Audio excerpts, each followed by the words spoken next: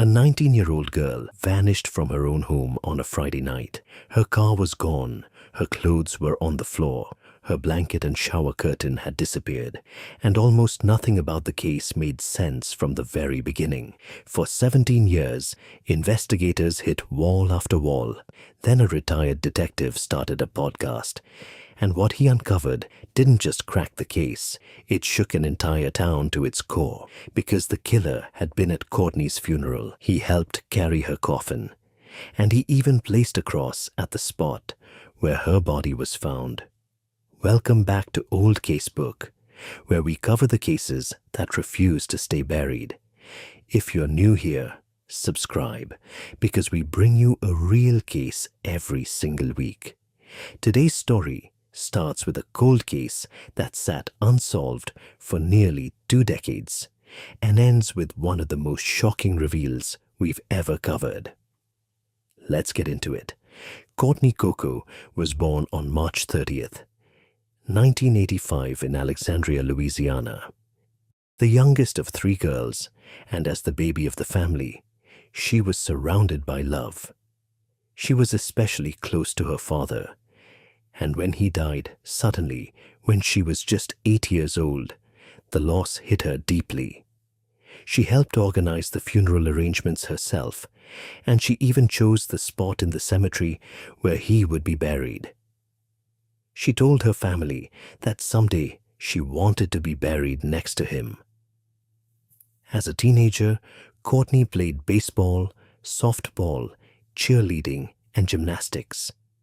She took college classes before she even finished high school and became fascinated by forensic science, writing out details of real crimes and solving them step by step, like she was working through a real investigation. She had moved into her own small house in Alexandria, though she stayed close to her mother and visited as often as she could. Friday, October 1st, 2004. Courtney stopped by her mother and stepfather's house before the weekend.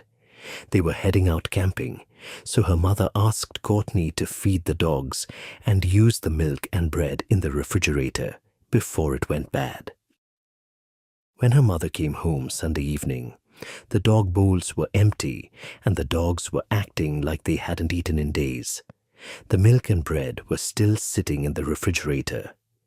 The house looked as if Courtney had never come by at all. Her mother didn't panic immediately. Courtney was 19. Maybe she'd gotten caught up with friends or busy with work. She pushed the thought aside, but Monday morning the phone rang. It was Sergeant Green from the local police department. He asked if Courtney was home. Then he explained why he was calling. Police in a small town called Winnie, Texas, almost 180 miles from Alexandria, had found the body of a young woman.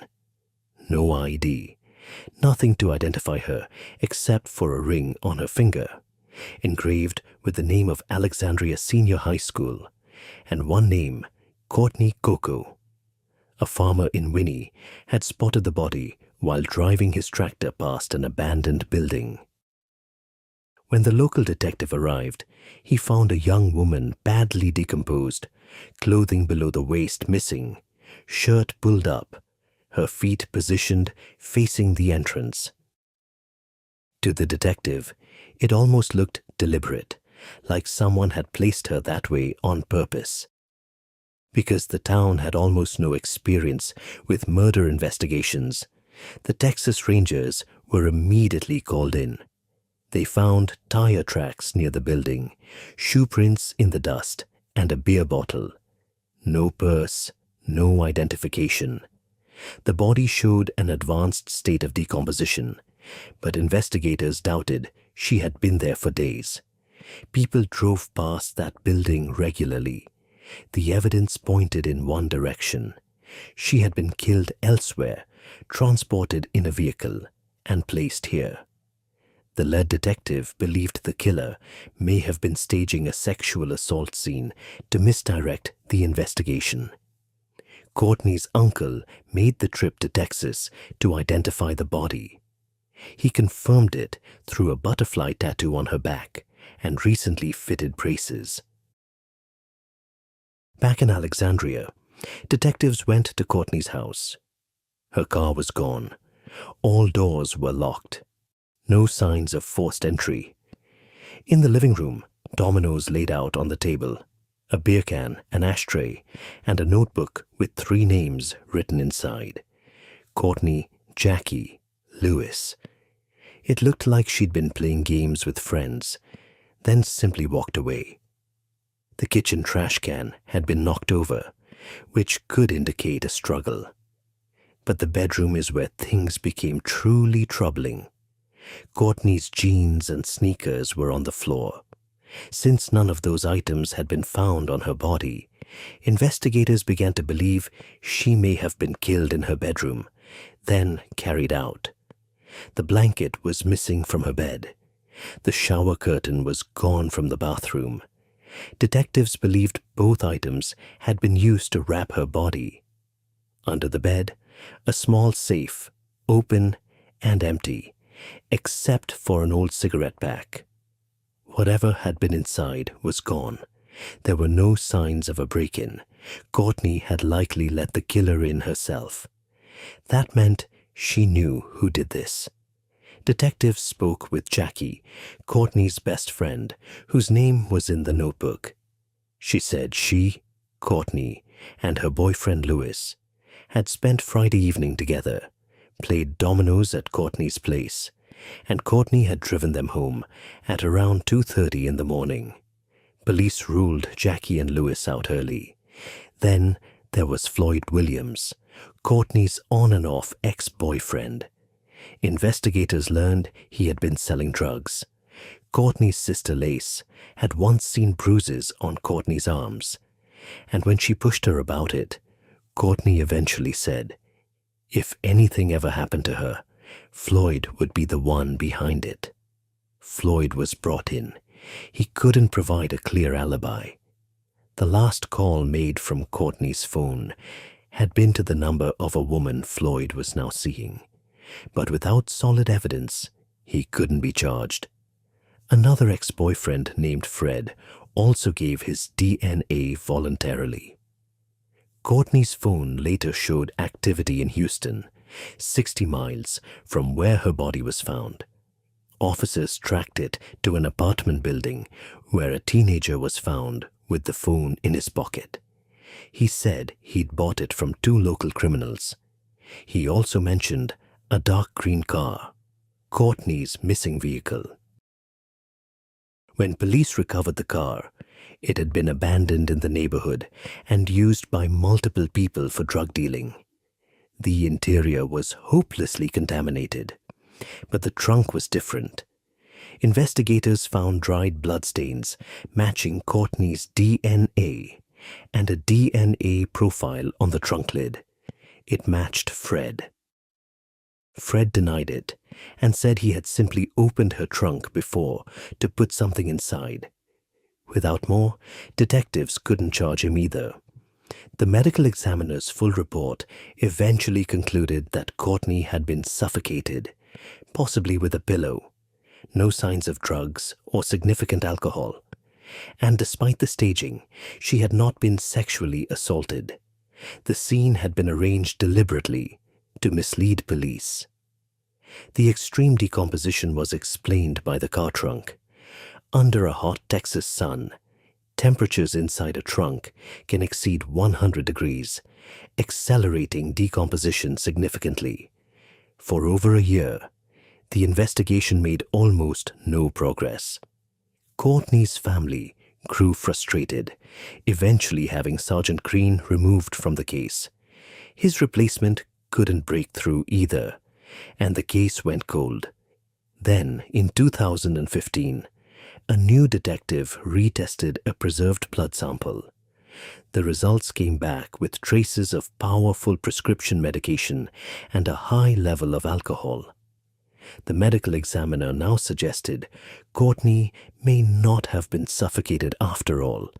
She may have died of an overdose.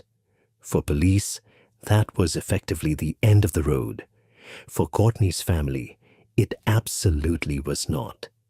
But before the case had gone cold, Sergeant Green had received a phone call that changed his entire perspective. The caller said just 3 words, "Follow the money," then hung up. Green traced the call. It had come from Courtney's grandfather's home. When Green dug into Courtney's finances, he found something nobody had mentioned to police in a year and a half of investigation.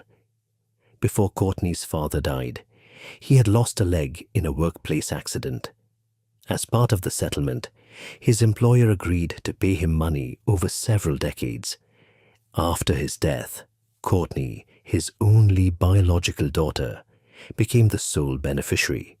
She was receiving $1,500 every month, plus a much larger lump sum every 5 years.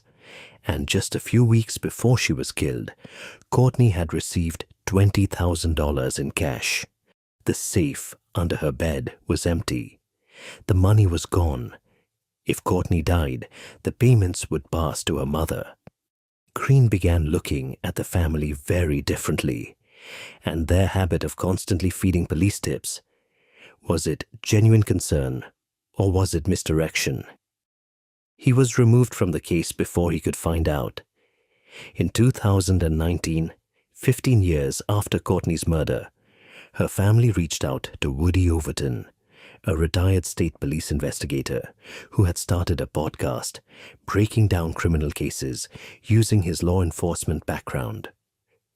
Overton reviewed the case and quickly concluded the overdose theory made no sense. He requested the case files, dug through everything, and came to one conclusion. Someone out there knew what had really happened, and the only way to reach them was to go public. He began releasing podcast episodes about Courtney's case in September 2019. The response in Alexandria was immediate. Old friends, acquaintances, and locals who remembered the case came alive online. But someone clearly didn't want the case moving forward. Someone smashed the windows of Overton's car. Someone cut the wiring inside it. He didn't stop. About 3 weeks after the podcast launched, a woman named Tiffany called Overton with information he hadn't heard before. She said she knew the killer's name. She'd known it for years.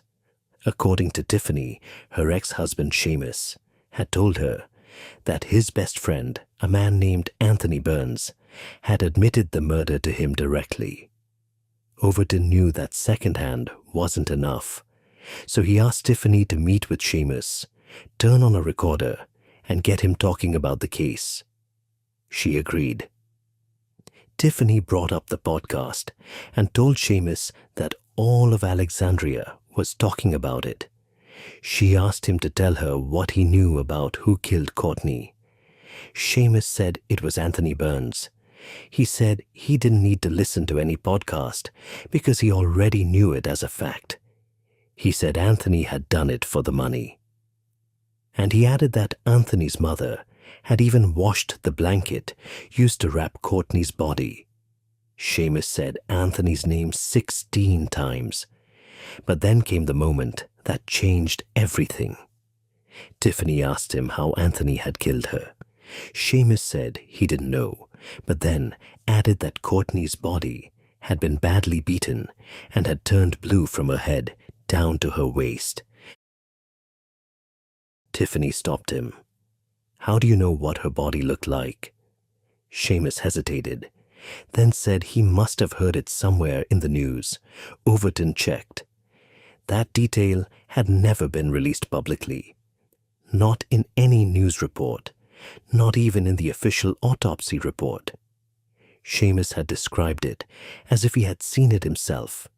Tiffany then remembered something else. That entire weekend, Seamus had been completely unreachable. He came home in the middle of the night on Monday, and when Tiffany went outside to greet him, she was hit by a smell she couldn't explain at the time. She said it smelled like death. Later, she found women's underwear in his work trailer, alongside a roll of plastic wrap. And Seamus often traveled to Texas for work. His route sometimes took him directly through Winnie. Records confirmed he had once visited a hospital there. He knew the area. He could have suggested it as a place to leave Courtney's body. Overton brought everything to Detective Tanner at the local police department. Tanner reviewed the recording and restarted the investigation from scratch. When he felt ready, he called a meeting with Courtney's family. He told them there was finally real progress. Then he said Anthony Burns's name. The reaction in the room was immediate. Courtney's mother couldn't process it and ran out. Lace, Courtney's older sister, couldn't say a single word because Anthony Burns had been Lace's fiancé. Anthony had been treated like family. He had helped carry Courtney's coffin at her funeral. He had placed a cross at the spot in Texas where her body was found, and now police were telling them he was the main suspect in her murder. When Detective Tanner later interviewed Lace, she revealed things she had never told investigators before. On the Friday Courtney died, she and Anthony had a serious fight. After that, Anthony left the house for the entire weekend and didn't return until Monday evening. And then, Lace said something that stopped everyone in the room. She believed Courtney and Anthony had been having a secret affair. She had suspected it even before the murder. She had once called Anthony and heard Courtney's voice in the background. She had noticed they seemed to disappear at the same time. After the murder, when police returned Courtney's belongings, Lace had noticed a gold ring. She compared it to a ring Anthony had given her. She believed they were matching lovers' rings. And years after the murder, Lace had visited Anthony's house and seen his mother sitting wrapped in a blanket. The pattern, she said, looked almost identical to the blanket missing from Courtney's bedroom. From the recording Tiffany had secretly made, police had also heard Seamus say something else directly. Lace and Anthony did it for the money. While reviewing old case files, Detective Tanner also found a statement from a Winnie resident named Judd Wilson. He said on the night before Courtney's body was discovered, he nearly collided with a dark green car pulling out fast from near the abandoned building. He caught a side view of the driver and remembered part of the license plate. Details that matched Courtney's car exactly. Judd had a photographic memory. He was an artist. He had sketched the driver's face from the side at the time. When detectives looked at the drawing, it looked like Anthony Burns. They put together a photo lineup. Judd pointed to Anthony without hesitation. When detectives finally brought Anthony in and asked where he'd been that weekend, he said home, in bed with Lace for most of it. That directly contradicted what Lace had already told them. According to her, Anthony had left on Friday after their fight and hadn't come back until Monday. Anthony agreed to a voice stress test. His answers to the key questions were flagged as deceptive. And buried in old case files, detectives also found multiple witness statements from people who said Anthony had admitted the murder to them at a bar and to a friend, describing how he strangled Courtney, wrapped her body in a blanket, and drove her to Texas. At the time, police had dismissed those witnesses. Now, taken alongside everything else, they looked very different. In April 2021, 17 years after Courtney was killed, Anthony Burns was arrested. Prosecutors laid out their theory. Anthony and Courtney had been having a secret affair. He had found out about the $20,000 she had recently received in cash. There may also have been jealousy, a fear that she was pulling away, wanting to end what they had. They believed Anthony attacked Courtney in her bedroom and suffocated her, most likely with a pillow. He wrapped her body in the missing blanket and shower curtain, carried her to the trunk of her own car, and drove her to Texas. His defense attorneys argued there was no physical evidence tying Anthony directly to the murder, only circumstantial evidence built from witness statements and a disputed recording. The jury deliberated, and in late October 2021, they unanimously found Anthony Burns guilty of second-degree murder. The judge sentenced him to life in prison without the possibility of parole. His attorneys appealed. The appeal was denied. Anthony Burns remains in prison. Seamus was never charged. Lace was never charged. Their possible involvement remains officially unproven. The case is closed, but the questions haven't gone away. Courtney Coco was 19 years old. She loved forensic science. She was working toward a career solving exactly the kinds of cases that had fascinated her for years. In the end, her own case took 17 years to solve.